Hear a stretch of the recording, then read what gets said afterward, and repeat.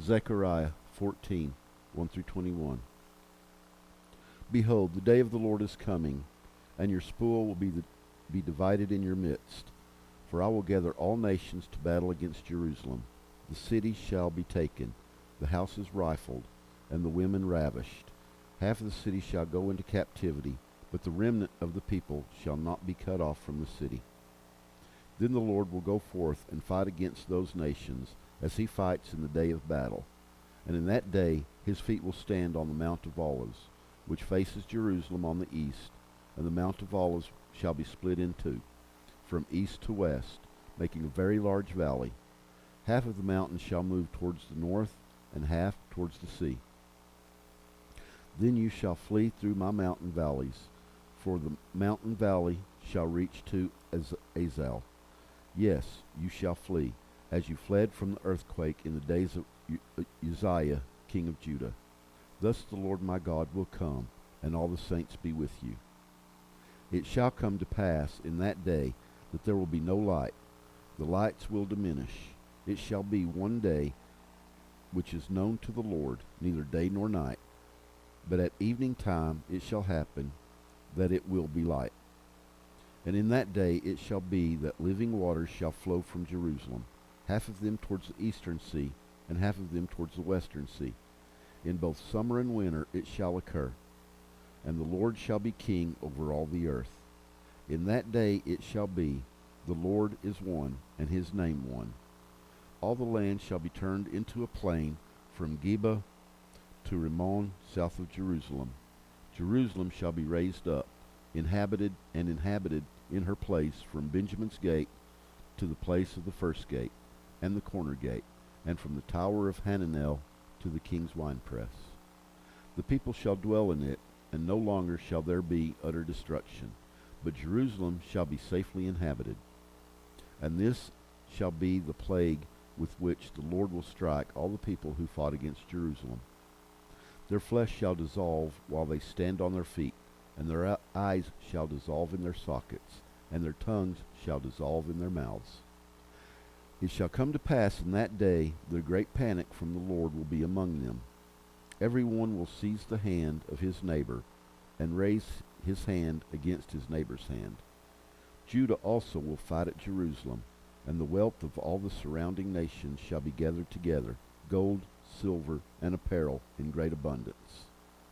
Such also shall be the plague on the horse and the mule, on the camel and the donkey, and on all the cattle that will be in those camps. So shall this plague be. And it shall come to pass that everyone who is left of all the nations which came against Jerusalem shall go up from year to year to worship the King, the Lord of hosts, and to keep the Feast of the Tabernacles. And it shall be that whichever of the families of the earth do not come up to Jerusalem to worship the King, the Lord of hosts, on them there will be no rain. In the family of Egypt, if the family of Egypt will not come up and enter in, they shall have no rain. They shall receive the plague with which the Lord strikes the nations who do not come up to keep the Feast of the Tabernacles.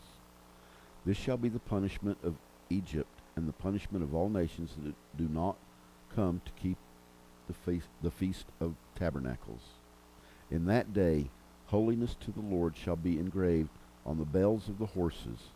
The pots in the Lord's house shall be like the bowls before the altar. Yes, every pot in Jerusalem and Judah shall be holiness to the Lord of hosts. Everyone who sacrifices shall come and take them, and cook in them. In that day there shall no longer be a Canaanite in the house of the Lord of hosts.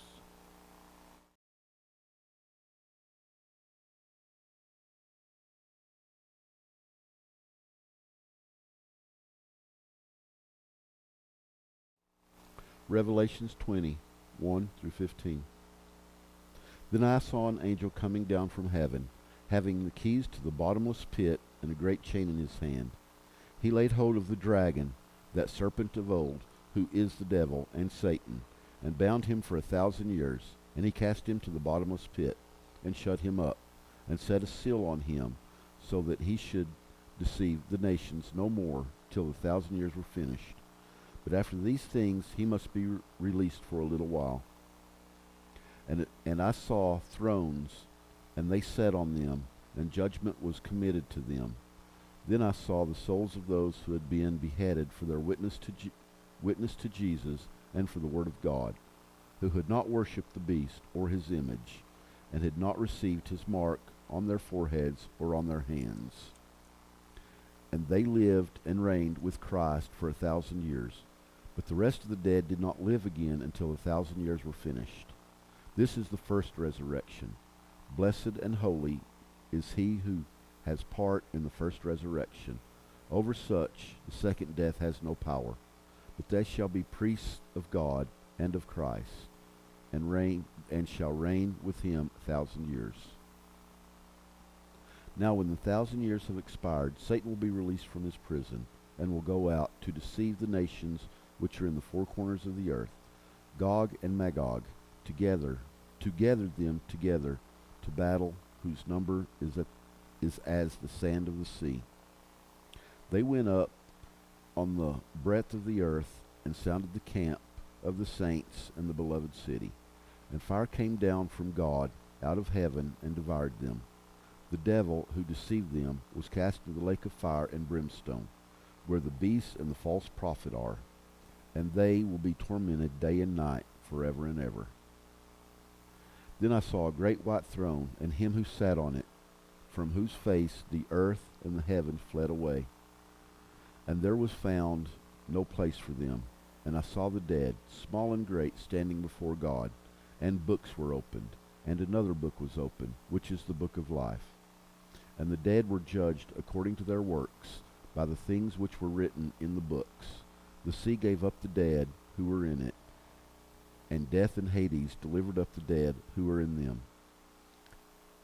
And they were judged, each according to his works. Then death and Hades were cast into the lake of fire. This is the second death. And any one not found written in the book of life was cast into the lake of fire.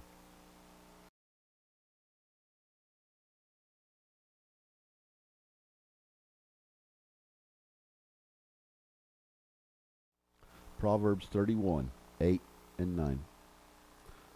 Open your mouth for the speechless, in the cause of all who are appointed to die. Open your mouth, judge righteously, and plead the cause of the poor and needy.